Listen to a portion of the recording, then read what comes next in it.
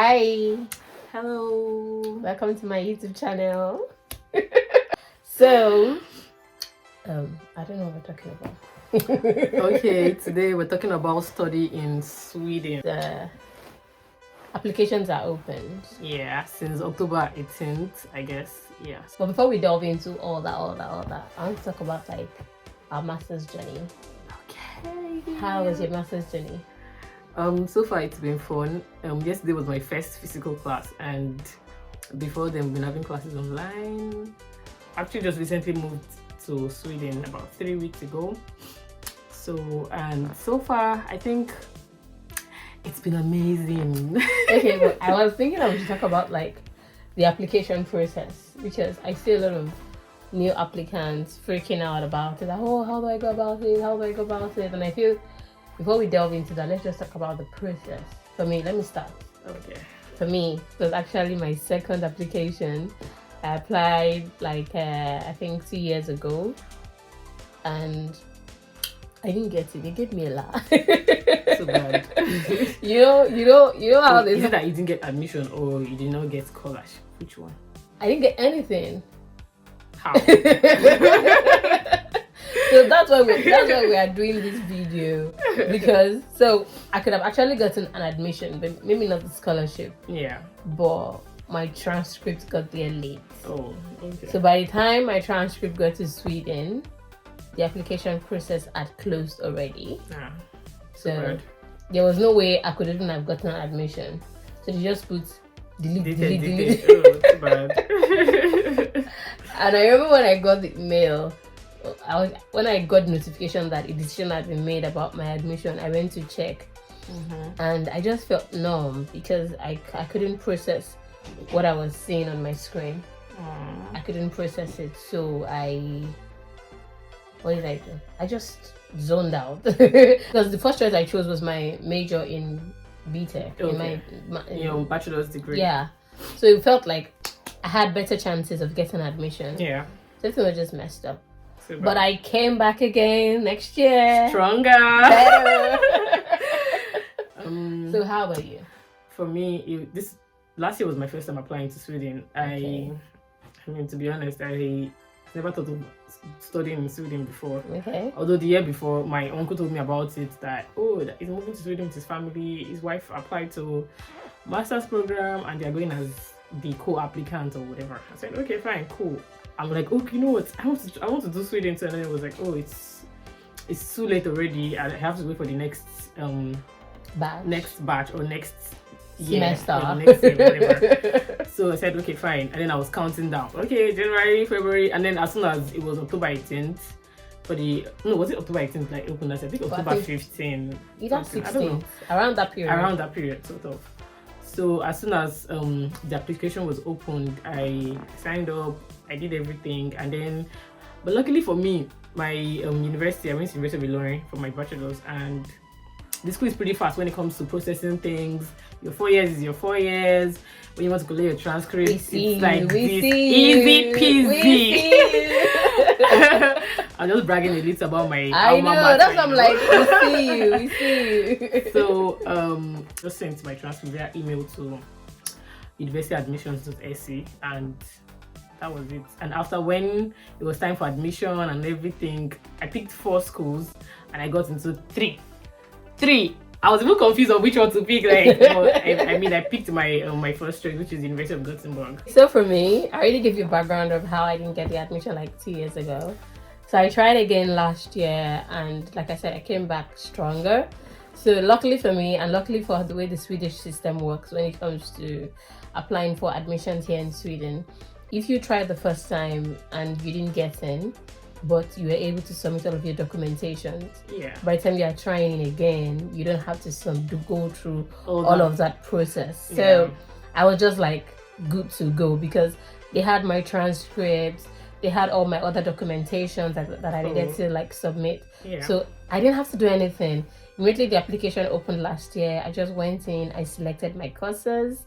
The thing, I knew what I wanted to do already, so I just did all the proper research on the schools I wanted to go. In fact, I've never actually heard about University of Gothenburg. I just typed in the course I wanted to study, And when I did that, I saw that, okay, University of Gothenburg came in, and I'm like, oh, okay, the requirement, I made the requirement, and I just applied. And then it was easy peasy. I paid for my application fee and all that and all that.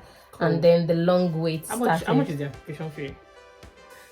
I don't know if you are watching from Nigeria. I think it's about less than 50,000 naira. Yeah, but for me though, for me when I applied last year, 900 Swedish kronor. Yeah, but when I applied last year, I applied when you could still use your accounts to pay. Okay. So it was very, very early. So my application fee was like 30-something thousand. Okay. Yes. Maybe exchange rate wasn't that high at the time you applied. That's one. Two. So for people that applied late, like that last year, that time there was already restrictions in the banking sector in Nigeria.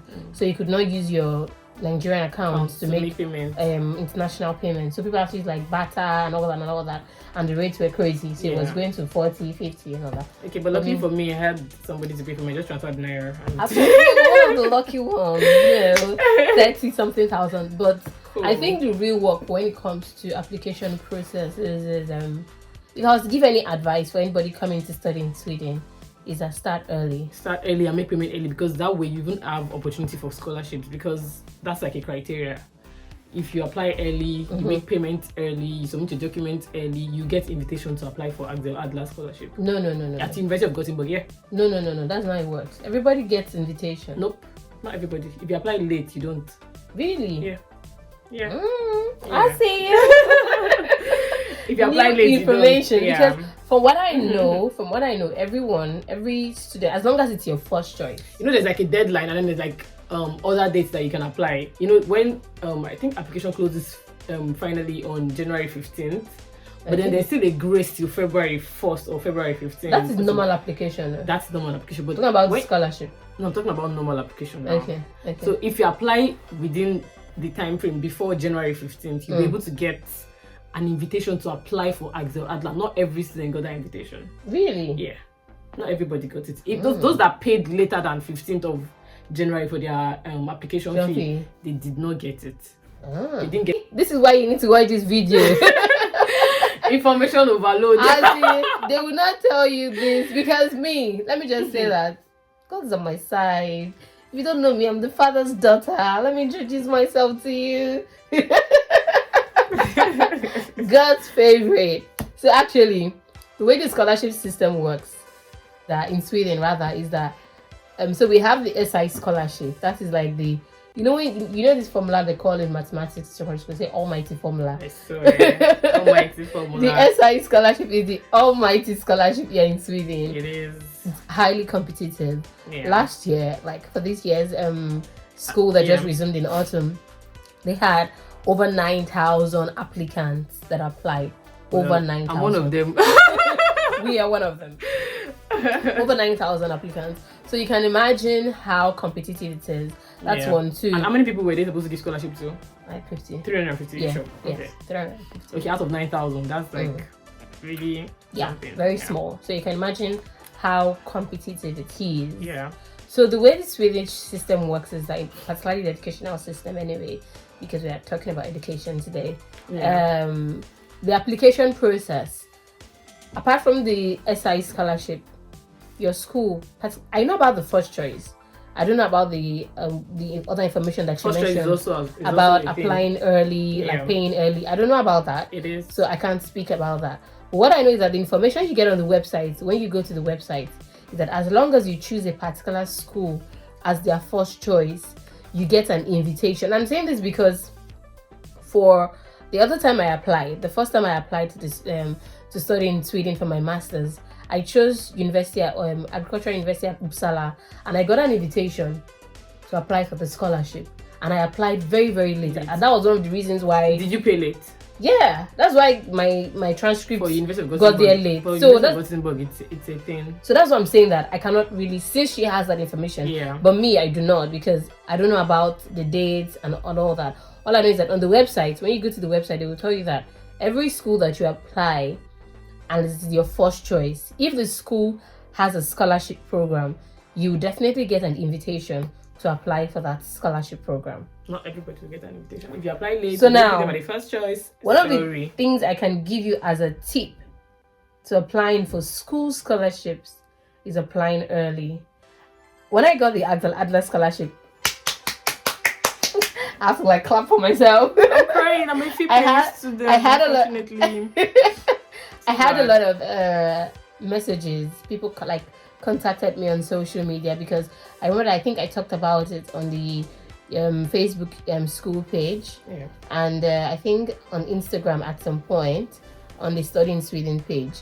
And I had a lot of inbox messages, people asking me, how did you get the scholarship? How did you get the scholarship? And cool.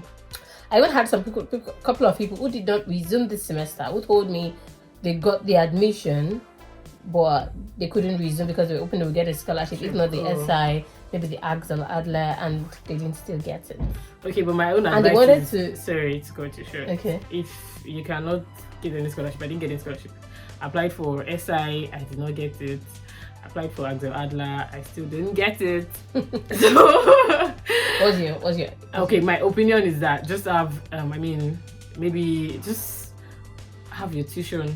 Not something. Everybody can have. Because the truth is, let me just tell you. Okay, it's quite expensive. Me, I didn't have money. Yeah, but so if I didn't get the scholarship, there was no way I would even be here. So okay. that's just the truth. truth. There's that too, but maybe you can start finding the money, start saving up, start do something. Also, just start looking for the money. Yeah. So just in case you don't, if you really want to come to Sweden, just in case you don't have scholarship, you can always pay your tuition. So, I feel that option is not viable for everybody. Okay, but if you can save the money, or even if you can crowdfund the money, open GoFundMe, whatever it is, do whatever it takes. See, that option is not for everybody, and the truth is, not everybody will get scholarship. Yeah, of course. So I feel that you should not look at Sweden as a do or die affair. Yeah, you can. There are lots of other scholarships. Countries. Yeah, you can go to the UK. There's Chevening. You can check out Norway. There's free tuition. You can check out Germany. There's that. There are a lot of scholarship programs out there. I know someone in Nigeria, one of my very, very close friends, who got admissions to University of Gothenburg, to my department itself, 2 people, and they couldn't come because of the school fees. That's what I'm saying, that option for crowdfunding, for hustling, for getting the money at all costs might not be an option for everybody. Okay, noted. Only the fortunate ones. Okay, you sabi. But I'm just saying, I'm just putting it out there. If you really want to study abroad, of course you have to cough out some money. The international student is not beans. So I'm just putting it out there. If you can afford it, it shouldn't be like, okay, because I didn't get scholarship, even though I can afford it, I still don't want to come. If you can, why not? So if you can, according to what we didn't even introduce in the beginning. Oh, sorry. My name is Bisola. Okay, and she's talking on my channel. Yeah. But anyway, like she said, in our golden words, you can definitely afford it. Of course, why not? Why should you? Why not? But of course, if you can afford it, apply for scholarship. So who knows? It's always good to save money, actually. So applications are open, like we mentioned earlier, and you can go to www.universityadmissions.sc to apply. Yeah. If you need more help, you can slide into our DMs, and we'll take it from there. No, you can actually send a message even via DMs. Oh, okay. And my email address is always there. You can definitely send an email. Slide into our DMs, and besides, we're going to put a short clip in the description box on Instagram. Oh, okay. And on Facebook, so people can actually slide, and then we can take it from there. If you really if you want a perspective, like as a fee-paying student, how it has been living and working in Sweden, and just living the whole 360 degree of everything in Sweden, you can reach out to her. Yeah. Don't worry, if you want more information about scholarship, I'll put her email address there in case you guys want to talk to her. Yeah. And if you want more advice on scholarships, because I won't lie, it's just God. Because I know I'm going to get a great questions like, how did I get it a lot? Like, how were you able to get it? How did you do it? And like I said, the only thing I will tell you is apply early. Once you get the invite, don't sleep on it. Don't slack. Apply early. Yeah. We're going to talk about the SI scholarship in another video. We're going to talk because the SI scholarship is on and is not on. I don't know how to explain it to you. It's on because the forms are out. It's not on because the portal is not yet open for submission and so the forms. So there's a whole lot of work that needs to be done. But anyway, today we're just going to tell you about our journey.